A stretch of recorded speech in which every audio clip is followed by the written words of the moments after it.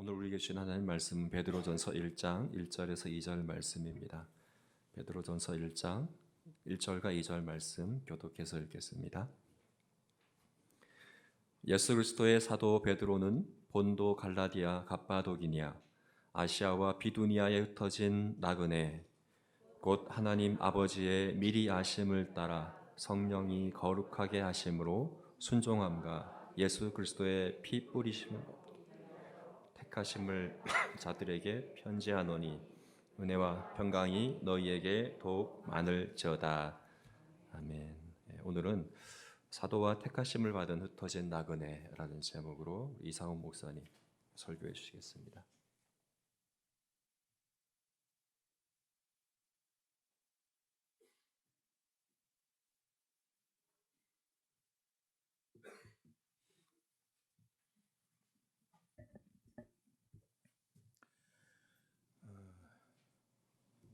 벌써 1월이 다 지나갔네요. 여러분 2023년 제자교회 표어가 뭔지 아직은 기억하고 계시죠? 에베소서 4장 12절 말씀입니다. 아마 주보 보시면 뒤 이렇게 광고란에 있을 거예요. 우리 같이 한번 읽어볼까요? 이는 성도를 온전케 하여 봉사의 일을 하게 하며 그리스도의 몸을 세우려 함이라. 여러분, 이는 이렇게 말씀하잖아요. 그러니까 11절 말씀에 이 이는이 무엇인지 설명해 주고 있는데, 그리스도께서 어떤 사람들을 사도로, 선지자로, 전도자로, 목사로, 교사로 세우심은 성도를 온전하게 하여서 이 성도들이 봉사의 일을 하게 하고 그리스도의 몸을 세우려 하십니다. 이게 이제 저희 교회의 표어죠. 여러분, 교회에 직분을 주신 목적이 바로 이렇다는 것입니다. 자, 그러면 성도가 온전하게 된다는 말은 무슨 말입니까? 꼭 이런 질문들은 알듯 이렇게 물어보면 이렇게 말듯 막 이렇게 하죠. 뭐라고 대답해야 될지. 그래서 여러분들과 좀 그 다음에 나오는 에베소서 4장 13절 말씀을 같이 한번 읽어보도록 하겠습니다. 우리 같이 한번 읽어보시죠. 우리가 다 하나님의 아들을 믿는 것과 아는 일에 하나가 되어 온전한 사람을 이루어 그리스도의 장성한 분량이 충만한 데까지 이르리니. 이런 온전한 사람이 어떤 사람입니까? 하나님의 아들을 믿는 것과 아는 일에 하나가 된 사람이 온전한 사람입니다. 제가 오늘 이 말씀으로 설교를 시작하는 것은 편지를 쓴 베드로가 그리스도를 믿는 것과 아는 일에 하나가 되어서 온전한 성도가 되었기 때문이고요. 또 편지를 받게 될 수신자들도 그리스도를 믿는 것과 아는 일에 반드시 하나가 되어야 될 사람이기 때문에 말씀을 드립니다. 이것은 저와 여러분들을 향하신 하나님의 명령이지요. 내가 거룩하니 너희도 거룩해라. 우리 하나님께서 말씀하셨고, 너희 하나님 아버지께서 온전하시니 너희도 온전해야 한다라고 우리 주님께서도 말씀하셨습니다. 저와 여러분들이 온전한 것은 선택사항이 아니에요. 온전해야 됩니다. 온전한 것이 무엇이라고요? 그리스도를, 하나님의 아들을 믿는 것과 아는 일에 하나가 되는 것입니다. 자, 그러면 하나님의 아들을 믿는 것은 무엇을 가리킬까요? 자, 이것은 예수 그리스도에 관한 객관적인 믿음의 내용을 저희들이 수용한다는 의미입니다. 자, 우리는 조금 전에 예배 시작과 아울러서 사도신경으로 저희들의 신앙을 함께 고백을 했죠. 나는 하나님 아버지 천지의 창조주를 믿습니다. 나는 예수 그리스도를 믿습니다. 성령님을 믿습니다. 거룩한 공교회를 믿습니다. 몸의 부활을 믿습니다. 이렇게 저희들이 한 목소리로 고백을 했습니다. 그런데 믿는 것과 아는 일이 하나가 된다는 이 이야기는 반복적으로 고백하는 이 그리스도에 대한 믿음이 우리의 정서에까지 미쳐서 그리스도를 사랑하는 데까지 나아가야 한다 하는 이러한 질문들입니다. 과연 성도들의 그리스도를 향한 사랑은 반드시 객관적인 사실을 믿는 데서 출발을 해야 되겠죠. 어떤 사람이 있습니다. 그런데 우리가 딱 겉으로 보니까 신앙도 뜨겁고 굉장히 열심히 있고 신앙이 좋은 것 같은 그러한 이제 분위기들이 풍겨요. 그래서 대화를 하고 싶어서 이제 청해서 대화를 몇 마디 나누다 보니까 이 사람이 우리가 객관적으로 신앙하고 고백하는 그 내용이랑 조금 다르거든요. 그러면 여러분, 이 사람이 아무리 뜨거워도 뜨거운 신앙을 갖고 있는 것처럼 보여도 그 신앙은 가짜일 수 있다는 얘기죠. 오히려 뜨거우면 뜨거울수록 더 위험한 사람입니다. 좀 식혀줘야 됩니다. 그렇죠? 쫙 해서 식혀줘야 됩니다. 만약에 저희들이 교리에 대하여 해박한 지식을 갖고 있다면, 그리고 그것이 정상적으로 우리 안에서 작동을 하고 있다면 그 사람은 반드시 어떻게 돼야 된다는 거예요? 그리스도를 사랑해야 된다는 것입니다. 이것이 온전한 것이에요. 자, 우리가 짧게 서신의 서두 인사말을 읽었는데 이 두 절의 말씀을 통해서 과연 베드로 안에 일어난 일들이 무엇이고, 그리고 성도들 안에서 반드시 일어나야 될 그 일이 무엇인가, 그 온전함에 관해서 오늘 좀 살펴보도록 하겠습니다. 베드로전서는 고대에 사람들이 주고받았던 서신의 형식에 입각해서 발신자가 누구인지 그리고 수신자가 누구인지를 분명히 밝혀주고 있죠. 자, 그런데 어떤 관계 안에서 사람들이 서신을 주고받을 때 관행처럼 더 큰 명예를 소유하고 있는 사람이 있겠고 그렇지 않은 사람이 있겠지요. 그러면 더 큰 명예를 소유하고 있는 편에 긴 형용 어구나 찬양의 말들을 덧붙이는 것은 굉장히 보편적이고 자연스러운 일이었습니다. 그 당시에 동시대에 썼던 티베리우스라는 황제가 알렉산드리아에 사는 유대인들을 향해 보낸 편지가 있는데요. 그것을 제가 한번 읽어드리겠습니다. 보편적인 편지의 인사말이에요. 최고 신관, 호민관의 권세의 보유자, 집정관으로 지명받은 자인 황제 티베리우스, 클라우디우스, 케사르, 아우구스투스, 게르마니쿠스는 알렉산드리아인들의 도시에게 문안하노라. 황제가 알렉산드리아에 사는 유대인들을 향해 편지를 보냈다면 이렇게 쓰는 것이 자연스럽고 당연하게 여겨졌다는 거예요. 굉장히 길고 장황하게 자기를 소개하죠.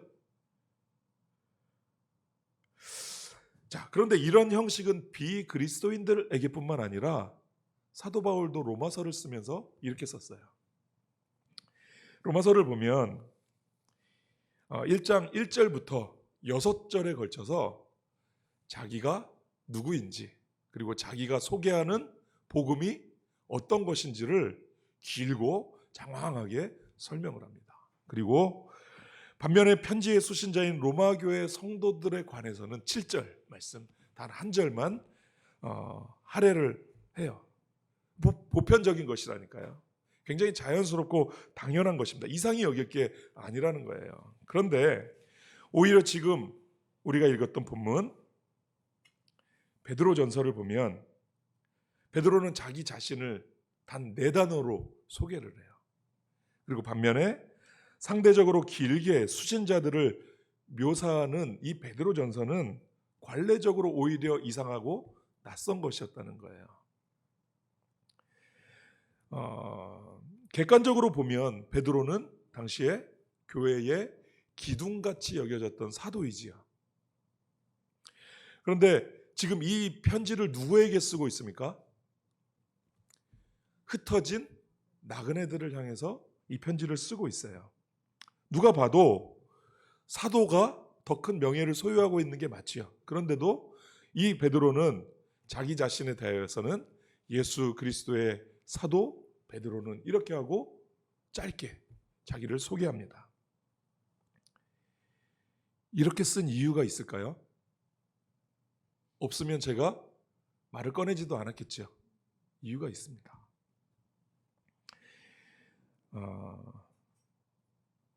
베드로는 자신이 맡았던 사도라는 이 직분이 어떤 것인지를 아주 분명하게 이해했었기 때문이에요. 자, 사도가 뭐죠? 보내심을 받은 자예요. 보내심을 받았다는 얘기는 무엇이냐면 자기를 보낸 자가 있었다는 얘기예요. 지금 자기를 예수 그리스도의 사도 이렇게 소개하잖아요. 즉 자기는 예수 그리스도께 보내심을 받은 대리인에 불과하다는 것이지요. 그래서 자기보다는 지금 누구를 높여야 합니까?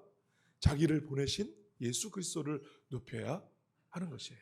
뿐만 아니라 예수님께서 소중히 여기셨던 그 성도들을 높이기를 원했던 것입니다.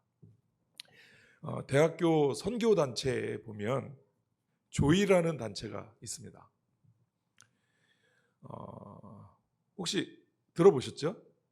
오래된 선교단체인데 되게 이름이 의미 있게 잘 지었어요. 조이는 JOY인데 이것은 이 각 자마다 의미를 갖고 있어요. J 그러면 Jesus first, O 그러면 others second, Y 그러면 you third. 예수님이 우리의 제일이 되시고 나보다는 다른 이웃들이 그 다음이 될 것이고 나는 맨 마지막입니다. 이런 의미를 담고 있어요. 지금 베드로의 마음을 잘 드러내 보여주는 이름이라고 생각이 됩니다. 이렇게 짧게 자기를 기록한 이유가 거기에 있는 거예요. 여러분, 사도는 보내심을 받은 자라 했습니다. 예수 그리스도께 보냄을 받아 자기를 예수 그리스도의 사도라고 소개하지요. 그런데 베드로후서를 보면 이 베드로가 자기를 또 이렇게 소개합니다. 예수 그리스도의 종이며 사도인 시몬 베드로는 이렇게 표현해요. 자기를 또 뭐라고 소개를 하고 있는 거예요? 예수 그리스도의 종입니다. 나는 예수 그리스도의 노예입니다. 이렇게 하면서 쓰고 있는 거예요. 철저하게 자기는 예수님께 속하고 자기는 예수 그리스도의 소유라는 사실들을 분명히 해주고 있는 것이지요. 자, 베드로가 객관적으로 무엇을 믿었다는 말입니까? 예수께서 성도들을 자기의 피값 주고 사신 주인이라는 사실을 객관적으로 믿었다는 말이에요. 뿐만 아니라 자기 자신이 예수 그리스도의 종이요 예수 그리스도께서 보내신 사도라는 사실을 알았던 거예요. 믿는 것과 아는 일이 온전히 하나가 된 사람이죠. 그런데 여러분, 처음부터 베드로가 이렇게 믿는 것과 아는 일이 하나가 되었던 온전한 사람이었을까요? 그렇지 않았겠죠. 자, 가이사라 빌립보에서 우리는 베드로가 한 아주 놀라운 신앙 고백을 알고 있죠. 너희는 나를 누구라고 하느냐라고 물으셨을 때 베드로가 뭐라고 고백합니까? 네. 아멘. 감사합니다. 주는 그리스도시요 살아계신 하나님의 아들이십니다. 이렇게 놀라운 고백을 했고, 그리고 이 고백을 들었던 예수님은 그 말에 매우 기뻐하시며 베드로를 칭찬해 줬어요. 어떻게 칭찬하십니까? 바요나 시몬아 내가 복이 있다. 이것을 알게 하니는 혈육이 아니요 하늘에 계신 아버지께서 이것을 알게 하셨구나 하시며 칭찬하셨단 말이에요. 근데 제가 어렸을 때 이 말씀을 읽다가 예수님의 이 말이 칭찬이라고 생각해 보지를 않았던 것 같아요. 여러분, 우리가 칭찬 그러면 어떤 겁니까? 오, 대단한데 어떻게 알았대? 역시 베드로야, 수제자라서 좀 다르구만. 이렇게 해야 칭찬 아닙니까? 그런데 예수님은 지금 뭐라고 말씀하세요? 이것을 알게 한 것은 혈육이 아니야. 하늘에 계신 아버지께서 이것을 알게 하신 거야. 나중에 알았어요. 이게 정말 우리에게 들려주고 싶으신 그리스도의 칭찬이라는 사실을요. 자, 이렇게 칭찬을 하고 나신 후에 이제 자기가 누구인지 처음 밝히신 거거든요. 예수님께서 비로소 말씀하십니다. 자기가 예루살렘의 대제사장들과 서기관들에게 끌려가서 순환을 당하고 죽임을 당할 것을 비로소 말씀하신 거예요. 그랬더니 베드로가 어떻게 반응하죠? 자, 우리 마태복음 16장 22절에 있는 말씀을 한번 같이 읽어보도록 하겠습니다. 베드로가 예수를 붙들고 항변하여 이르되 주여 그리 마옵소서 이 일이 결코 죽게 미치지 아니하리이다. 지금 이렇게 묘사가 되어 있죠. 예수를 붙들고 항변했다. 이 항변했다는 원래의 뜻은 무엇이냐면 비난했다, 책망했다라는 뜻이에요. 이렇게 말하는 베드로를 향해서 예수님이 그 다음 구절에 뭐라고 꾸짖으시냐면 사탄아 물러가라. 내가 하나님의 일은 생각지 않고 사람의 일을 생각하는구나 하면서 베드로를 꾸짖으셨다 할 때 그 단어와 베드로가 예수님께 항변했다는 그 단어가 똑같은 단어예요. 그러니까 둘이서 지금 뭐 하고 있는 겁니까? 핏대 높여 둘이 싸우고 있는 거예요. 여러분, 근데 베드로의 말을 한번 다시 보십시오. 주여 하고 주님을 그렇게 부르고는 있어요. 그런데 그의 말과 태도는 종이 아니죠. 스스로 주인인 것처럼 예수님을 꾸짖고 훈계하고 가르치고 있잖아요. 내 생각이 당신의 생각과 다른데 내 말이 더 맞는 것 같아요. 당신에게 절대로 그러한 일이 일어나서는 안 됩니다. 이렇게 얘기하고 있는 거죠. 우리들이 자주 그렇게 기도하죠. 주여. 혹시 그렇게 기도하지 않는 분 있으신가요? 예수님을 주님이라고? 되게 습관처럼 저의 입에도 붙어 있는 것 같아요. 주님, 주여 이렇게. 그런데 그 기도의 내용들을 보면 주님, 이거 하셔야 될 것 같습니다. 주님, 이것도 하셔야 될 것 같은데요. 이거 하십시오. 저거 하십시오 하면서 주님을 지시하고 있잖아요. 분명히 주님께서는 그 기도 안 들어주고 계신데 분명히 이유 있겠죠. 그런데 계속 끊임없이 반복적으로 내가 열심히 기도하면 그 일이 마치 이루어질 것처럼 생각하고 주님께 끊임없이 요구하고 요청하고 지시하는 거예요. 모두가 다 그런 것은 아니지만 흔히들 범할 수 있는 잘못이라고 생각이 됩니다. 믿는 것과 아는 것이 완전히 딴판인 것이죠. 믿음으로는 주님께 바른 신앙의 고백을 드렸지만 주님께서 이제 자기가 이 세상에 오신 진짜 목적을 드러내시자 자기의 생각과 다름을 알고 예수님을 향하여서 그것이 아니라고 손사래를 치는 거예요. 그렇게 하면 안 된다고. 절대로 당신에게 그 일이 일어나서는 안 된다고 말이죠. 비단 이번뿐만이 아니라 베드로는 늘 신앙에 대해서 그리고 주님께 대하여 자신만만했었습니다. 한 번은 주님께 베드로가 그렇게 얘기하죠. 주님, 우리가 모든 것을 다 버리고 주님을 따랐습니다. 그리고 베드로가 3번 부인할 것을 얘기하시자 베드로 어떻게 예수님께 말씀드려요? 다른 사람은 다 그럴지라도 저는 주님을 결코 부인하지 않겠습니다. 주님을 따라 옥에도 가고 죽는 자리 거기까지도 제가 갈 것입니다. 이렇게 주님께 자신만만하게 고백했어요. 겟세마네에서 예수님께서 이제 잡히시던 날 밤에 군병들이 칼과 몽치를 들고 하인들과 대제사장의 하인들과 함께 예수님을 잡으러 왔을 때 예수님은 순순히 끌려가실 요량이셨어요. 그런데 베드로가 어떻게 했습니까? 자기가 품고 있던 칼을 꺼내 그 칼을 휘둘렀지요. 어떤 마음이었겠습니까? 우리 주님 평소에 보면 너무 온유해. 전혀 과격하지도 않고 너무 사람이 유하단 말이야.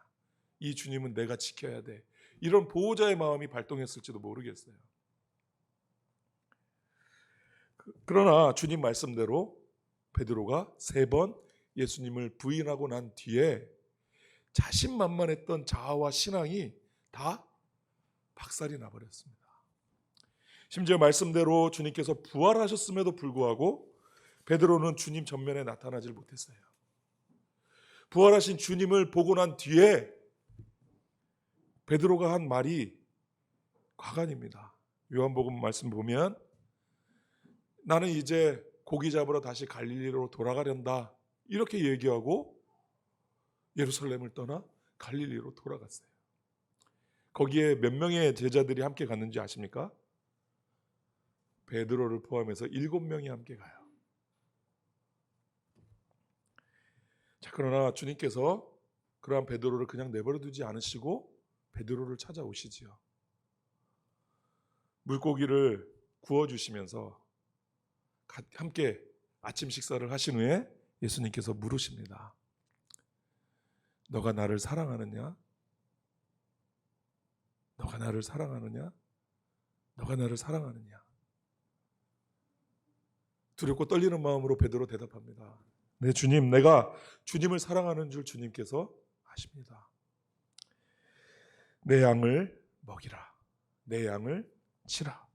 내 양을 먹이라. 이렇게 말씀하신 연후에 예수님께서 베드로에게 한 말씀 전해주십니다. 요한복음 21장 18절 말씀인데요. 우리 같이 한 목소리로 읽어볼까요?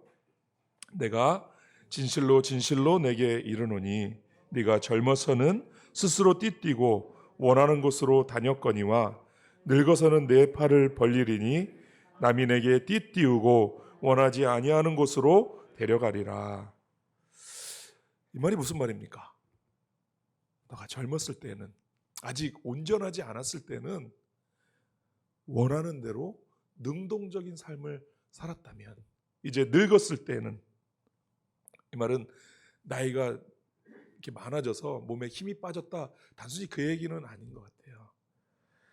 너의 신앙이 완숙해지고 온전해질 때는 팔을 벌리고 수동적인 삶을 살게 될 거다. 그게 주님께 대하여서뿐만 아니라 자기를 억어하고 자기를 끌고 십자가에 못 박는 그 사람에게들까지도 팔을 벌리고 수동적인 사람으로 드러난다는 거예요. 베드로가 이렇게 할 수 있었던 이유가 무엇입니까? 수많은 신앙의 경험을 통해서 하나님께서 기뻐하는 신앙이란 능동태에 있지 않고 수동태에 있다는 사실을 베드로는 발견했던 것 같아요. 팔을 벌리고 사는 삶이야말로 비록 남들이 내게 띠띠우고 나를 원하지 않는 곳으로 데려가는 삶일지라도 거기에 주님의 손이 역사하고 있다는 사실을 믿었기 때문에 그래서 나를 사람들의 손에 맡길 수 있었던 것이죠. 여러분, 이것이 성경이 얘기해 주는 베드로의 온전함입니다.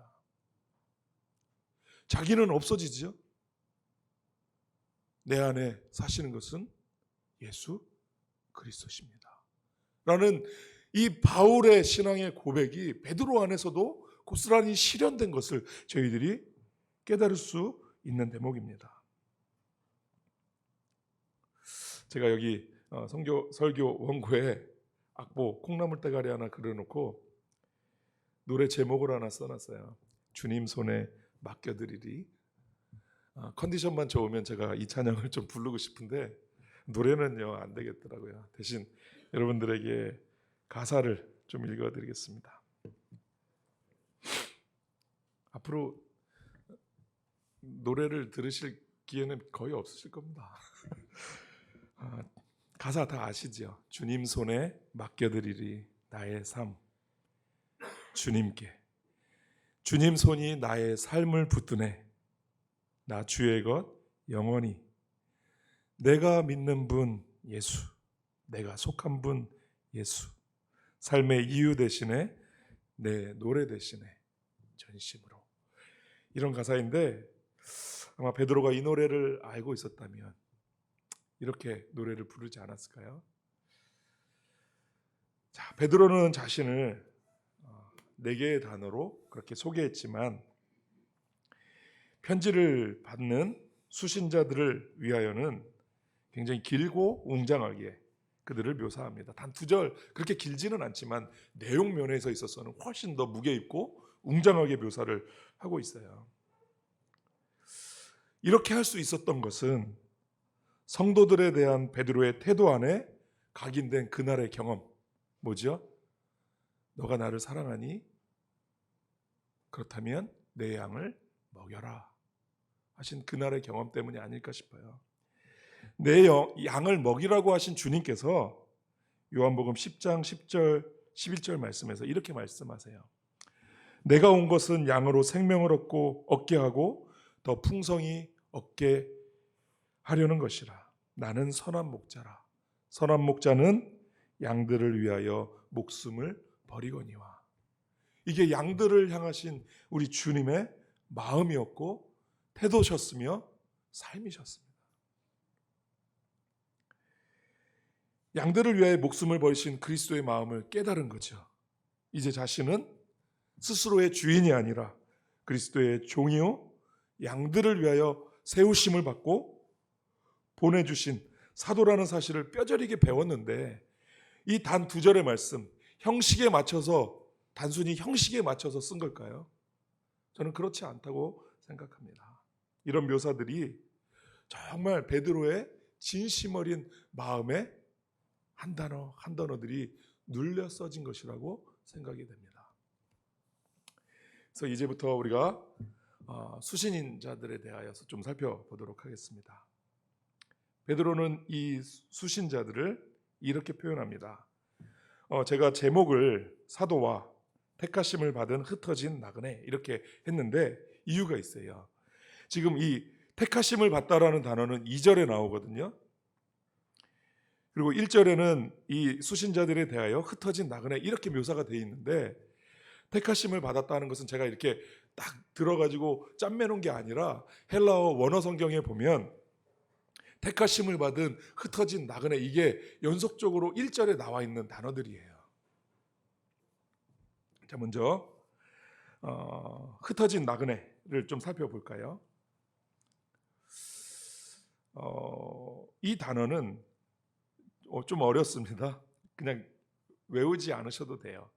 파레피데모스라는 단어인데 그냥 우리는 나그네 그러면 굉장히 추상적이고 되게 로맨틱하게 생각하잖아요. 이 땅에서 천성을 향해 순례하는 순례자 혹은 나그네 이렇게 생각하기 쉬운데 물론 그게 분명히 맞는 말이에요. 그럼에도 불구하고 제가 이 단어를 이렇게 읽어드린 이유는 뭐냐면 이런 신분, 이런 집단들이 있었다는 거예요. 더 정확한 번역은 외국의 거주하는 외국인들을 가리키는 말이에요. 오늘날로 하면 이주 노동자 정도로 저희들이 이해하면 비슷하지 않을까 싶어요.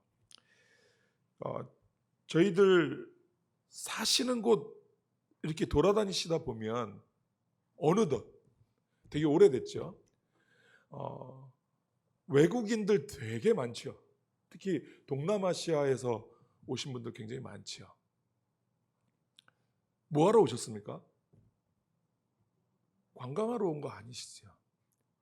어려움, 한 가정을 책임지고 자녀들을 위해서, 가족을 위해서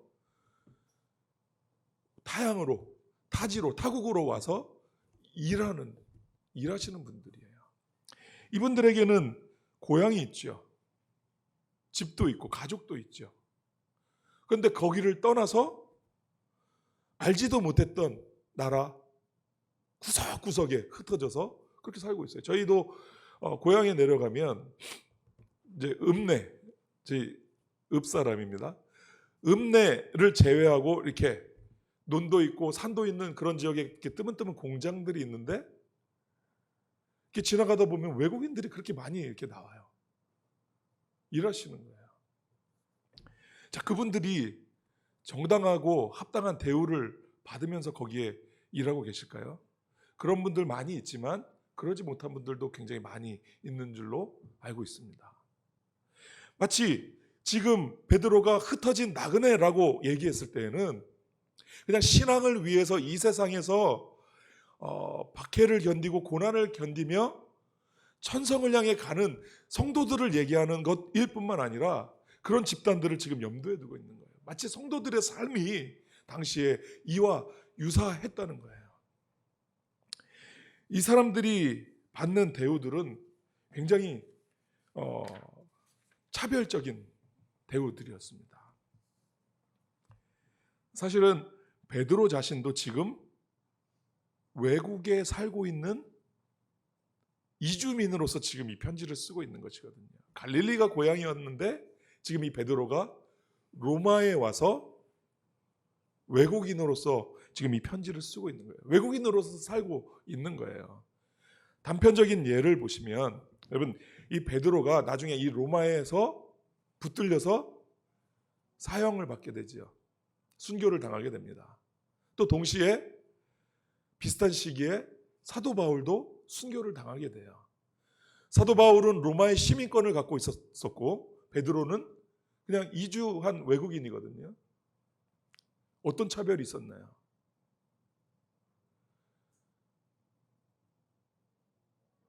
사도 바울은 참수를 당하고 베드로는 십자가형을 받습니다.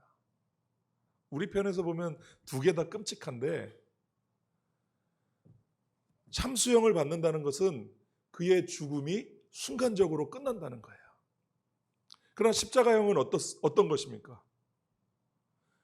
아주 최대한 길게 그 사람에게 고통스러운 형벌을 가한다는 것이거든요. 그래서 기록에 보면 우리 예수님은 나무에 달리신 지 6시간 만에 숨지시지만 기록에 보면 일주일 동안도 안 죽은 사람들이 있었대요. 십자가에 달려가지고. 이게 정말 아주 극악무도한 형이거든요.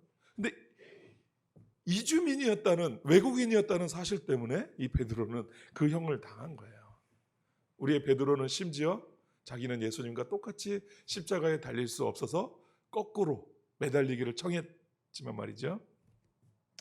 자, 이분들이 받은 이 불평등한 대우들은 삶의 곳곳에 영향을 미쳤어요. 세금을 더 많이 내야 됐고요. 그리고 툭하면 자기가 살던 곳에서 추방을 당해 쫓겨나야 했습니다. 기록에 보면 4,000명이나 되는 유대인들이 한꺼번에 붙들려서 강제로 배를 타와서 한 섬으로 이렇게 쫓겨나는 경우도 있었습니다.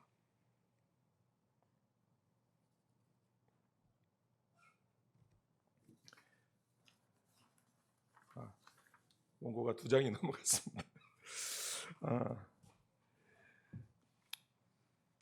신분은 높을 리가 없죠. 낮은 신분이었고 멸시천대를 당했고 차별과 박해를 당한 것이 일상이었어요. 그런데 이분들을 묘사하는 것이 다만 흩어진 나그네가 아니라 무엇이 있다 그랬습니까? 택하심을 받았다는 거예요. 하나님께서 당신들을 택하셨으니 당신들이 이 땅에서 짊어지고 있는 그 질고와 경험하는 고초들을 넉넉히 이겨낼 수 있습니다 하는 거예요. 베드로도 같은 택하심을 받은 사람으로서 넉넉히 그 고초와 어려움들을 이겨내며 갔던 것처럼 동일하게 이 성도들도 그것들을 이겨내기를 바라는 마음으로 지금 이 서신서를 쓰는 거예요. 그런데 이 택하심을 설명하기 위해서 베드로가 2절에 세 개의 전치사를 통해서 이 설명을 해주고 있습니다. 우리는 무엇이 보이죠? 성삼위 하나님께서 역사하셔서 이분들을 어떻게 선택하시고 어떻게 이끌어 가시며 그 이끌어감의 최종적 목적이 무엇인지를 보여주죠. 먼저 이 전치사들을 여러분들에게 좀 소개를 해드리면 한번 보십시오. 하나님 아버지의 미리 아심을 따라, 이게 카타라는 전치사인데 우리를 선택하셨을 때에는 하나님께서 그냥 무작위로 차출하신 것이 아니라 미리 아심을 따라 선택하셨다는 얘기예요. 여러분들을 미리 아셨는데 언제부터 미리 아셨다는 얘기입니까? 그렇죠? 이 세상이 만들어지기도 전에 하나님께서 하나님의 영원하신 경륜과 계획 안에서 여러분들을 미리 아셨다는 거예요. 여러분이 그런 존재라는 사실을 믿으십니까? 이 세상에서 내가 겪는 이 질고와 상관없이 하나님께서 여러분들을 미리 아셨습니다. 이 세상이 단 하나도 만들어지기 전에 하나님께서는 여러분들을 아셨어요. 그리고 이 세상에 보내셨죠. 자, 아실 뿐만 아니라 보내진 이 사람들을, 여러분들을, 저와 여러분들을 어떻게 하십니까? 성령의 거룩하게 하심으로, 여기에 사용되는 전치사는 n인데, 자, 성령의 거룩하게 하심, 우리가 생각할 때 주로 뭐를 생각하기 쉽죠? 성화를 생각하기 쉬운데 여기에서 얘기하는 부분은 성화적 측면이 아니라 죄와 사망으로부터 거룩하게 구별했다는 분리의 측면이에요. 즉 요한복음 3장에 보면 우리를 물과 성령으로 거듭나게 하시죠. 바로 그 은혜를 이야기하는 겁니다. 이 세상에 우리를 보내셨을 때 미리 아신 자들을 반드시 어떻게 하신다는 거예요? 중생하게 하신다는 거예요. 이전에는 도무지 볼 수도 없었던 하나님의 나라를 보게 하신다는 거예요. 하나님의 그 역사를 보게 하신다는 거예요. 이 중생으로 우리의 택하심을 확증하신다는 것이죠. 뿐만 아니라 순종함과 예수 그리스도의 핏뿌림을 얻기 위하여, 이 번역은 조금 이렇게 헷갈리게 돼 있는 것 같아요. 그래서 이 순종함을 성령의 역사에 이렇게 걸지, 예수 그리스도의 사역에 걸지, 이렇게 우리가 혼동스럽기도 한데 제가 다른 성경 번역본을 한번 읽어드릴게요. 이게 더 저희들에게 명확한 이해라고 생각이 되는데, 예수 그리스도에게 순종하고 그의 피로 뿌림을 받도록 하기 위하여 우리를 택하셨다는 거예요. 이 부분이 성화입니다. 제가 이 말씀을 이렇게 연구하고 묵상하다가 되게 크게 와닿던 사실이 무엇이냐면, 핏뿌림이 그냥 단회적으로 우리가 예수님을 믿을 때 필요한 것일 뿐만 아니라 우리의 성화의 과정에서 이 핏뿌림이 늘상 필요하다는 사실이에요. 자, 예수 그리스도의 중보가 언제까지 우리들에게 필요할까요? 일부 예배를 드리는데 누구라고 말씀은 못 드리겠고 이렇게 찬미자매가 죽을 때까지 내요. 근데 성경은 우리에게 뭐를 말씀해 주십니까? 계시록을 보시면 일찍 죽임을 당한 것 같은 어린 양께서 하나님과 우리 사이에서 영원토록 계시는 거예요. 예수 그리스도의 중보는 세세 무궁토록 저희들에게 필요한 것입니다.